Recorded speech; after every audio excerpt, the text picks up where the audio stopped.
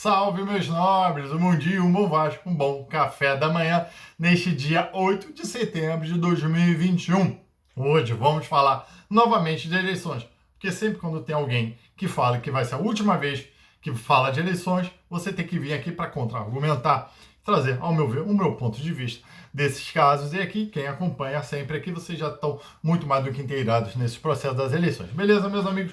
Você está no Maca Vasco, eu sou o Sérgio Maca e aqui eu vou te explicar duas coisas. Renúncia do Mussa, será que muda automaticamente o presidente? Eu acho que vocês já sabem qual é a minha opinião. Decisão estranha do desembargador Caminho, mais estranha que a do Humberto Martins, sábado à noite. Ah, meus amigos, venha no Maca Vasco, larga o dedo no like, se inscreva nesse canal, aperte o sininho para você ficar sempre ciente dos vídeos que são lançados nesse canal. Mas você já sabe que 7 horas da manhã, no seu café da manhã, sempre tem um vídeo sobre o nosso Vascão e o Maca Vasco, aqui o Sérgio Maca falando sobre eleições presidenciais, infelizmente, judicializadas. Beleza, meus amigos? Vamos lá. Ontem teve uma live do Júlio Brandt com o Renato Brito, doutor Renato Brito, Renatinho, como eles lá ali estavam se referindo, no Instagram, na página Sempre Vasco Oficial. Abre aspas, sem comentário disponível. Já começaram bem. Cadê a democracia? Que você não permite ali nem a sua manifestação de resignação.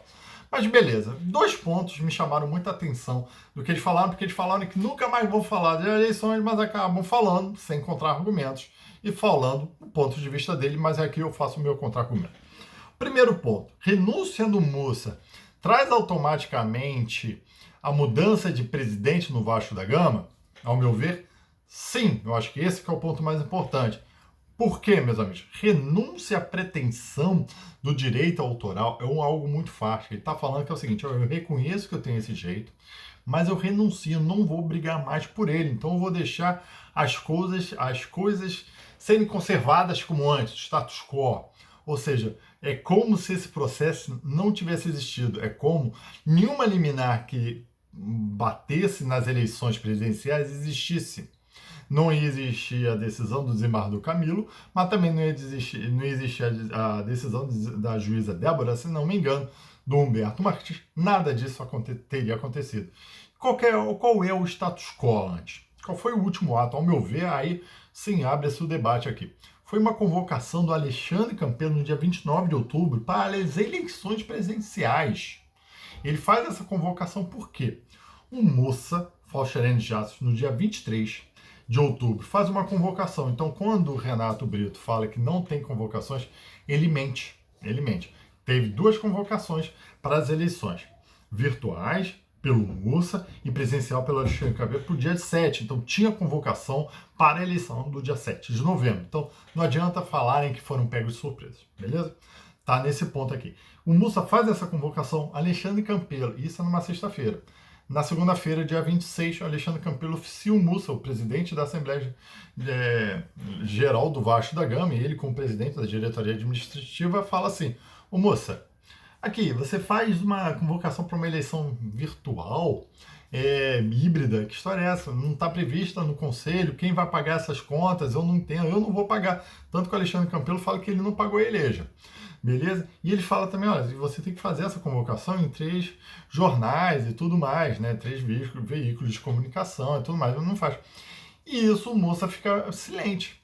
Ou seja, no dia 29, o Alexandre Campelo se subroga nesses poderes do Mussa, porque ele entende que o presidente da Assembleia Geral está sendo omisso e assim o presidente da diretoria administrativa assume essa responsabilidade de fazer essa convocação. Por isso que a eleição presencial do dia 7 de novembro já estava marcada há muito tempo. Entendeu? Então, se o Mussa renuncia à sua pretensão, ao seu direito à ação nessa demanda judicial que envolve toda essa miscuidade sobre as decisões do Vasco da Gama, sobre as eleições do Vasco da Gama, cai por terra todas as liminares. Faz valer a convocação, ao meu ver, do Alexandre Campelo. Se eu estiver errado, por favor, coloca aqui embaixo. E assim você legitima as eleições à Assembleia Geral do dia 7 de novembro. Vai estar decretando a vitória do Levy? Não, vai estar decretando o resultado válido dessa Assembleia Geral. Qual foi o resultado válido? Consequentemente, Projeto Chapa Somamos, vencedora, 120 cadeiras no Conselho Deliberativo, leve como presidente e todos os demais também presidentes de poderes ali já pré-determinados. 30 vagas, 30 cadeiras para a chapa mais Vasco. Vocês entenderam porque o Mussa nunca vai renunciar? Porque assim a chapa sempre Vasco some. Nem conselheiros eles vão colocar no Vasco da Gama, a não ser seus beneméritos, obviamente, claro, com a vaga já cativa. Mas nem conselheiros some. Eles não vão opinar mais em nada. Pelo menos vão passar 3 anos sem opinar em nada no Vasco da Gama. Por isso que o Mussa nunca vai renunciar a essa ação. Porque, no mínimo, fez com que a chapa Sempre Vasco ficasse com 30 vagas. Que é porque, por enquanto, ainda está valendo aquela enquete virtual do dia 14. Então, ao meu ver, sim. Se o Mussa renuncia, faz valer diretamente a Assembleia do dia 7, leve em presidente, chapa mais Vasco, com 30 cadeiras no Conselho Deliberativo. Beleza? É por isso que é importante. Hashtag renúncia Mussa. Mas não vai. Porque há outros interesses dele, que não é o Vasco da Gama, mas sim ali no grupo político que ele foi o porta-voz desses atos todos. Beleza, meus amigos? Vamos para o segundo ponto. Deem seu like aqui nesse canal. O segundo ponto, para mim, foi um dos pontos ali daquela live que mais me chamou a atenção e particularmente mais me revoltou como operador de direito. O doutor Renato Brito, opinião dele, que eu não estou rebatendo, mas acho é equivocada, no mínimo de se falar, que ele acha que a decisão do desembargador Camilo Rulieri, no dia 6 de novembro, por volta das 6 horas da tarde, determinando as eleições do dia 7, que foi uma das coisas mais estranhas que ele já viu que tem nesse processo. Meu amigo, mais estranha que a decisão proferida no sábado, 7 horas da noite, através de um ministro do Superior Tribunal de Justiça lá de Brasília, presidente Humberto Martins, que logo depois foi declarado como incompetente, então ele não podia dar essa decisão, aonde o Superior Tribunal de Justiça estava em recesso porque tinha acabado de receber um ataque hacker, ou seja, todos os seus sistemas inoperantes, ele vai e cancela, ou pelo menos faz suspender uma assembleia que começou às 7 horas da noite, que começou às 9 horas da manhã, com quase 10 horas já em transcorrido, faltando 2 horas para acabar. Você acha, meu irmão, isso em lugar nenhum do mundo, nem nas maiores ditaduras você deve conseguir uma decisão dessa. Entendeu, meu irmão? Então, mais estranho do que isso, é isso. E essa decisão é muito importante porque, primeiro, ela suspende as eleições. Então, aquela história de que ia ter sanção, de que eles saíram porque respeito o Lima. Não, caô. Mentira. Tá, beleza? Mentira. É porque eles viram uma oportunidade. Mas a decisão deixa claro que suspendiu os efeitos. Então, o que tinham que fazer? Eleições transcorridas, apura-se seus votos, decreta-se os vencedores e os perdedores.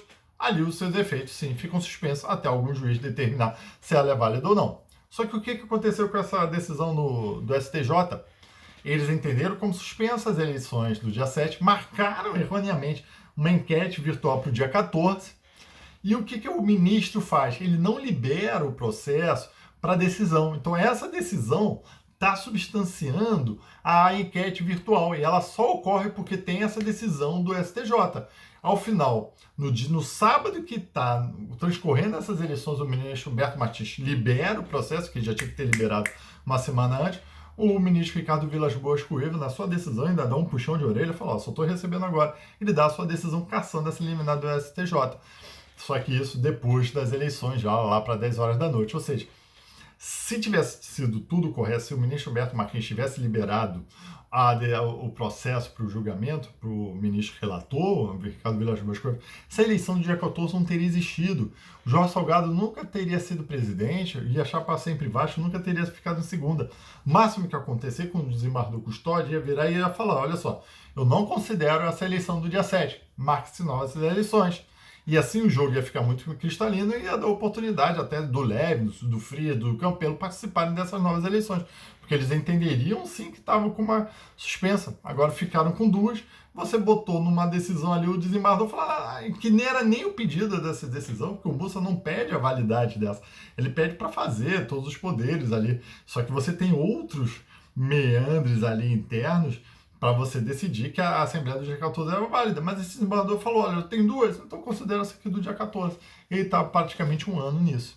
Então essa decisão do STJ, ela vale sim, ela é muito importante. Foi ele que alicerçou essa realização da enquete virtual. Então não me venham com essas churumelas que depois do dia, foi 29 de dezembro, foi 23 de dezembro, que o custódio determina a nulidade da Assembleia do dia 7 de novembro. Minha amiga, até então, o que estava válido era a decisão do STJ, que vocês entenderam. Não, nem era decisão, na verdade, a Assembleia do dia 14 que não existia. Veio o custódio legitimando ela, um ato só ocorreu por causa da decisão do ministro do STJ. Meus amigos, chato esse assunto das eleições, mas a gente sempre tem que vir aqui para lembrar ao nosso ver a verdade dos fatos, não é julgar com os fatos, ninguém está jogando com os fatos, não.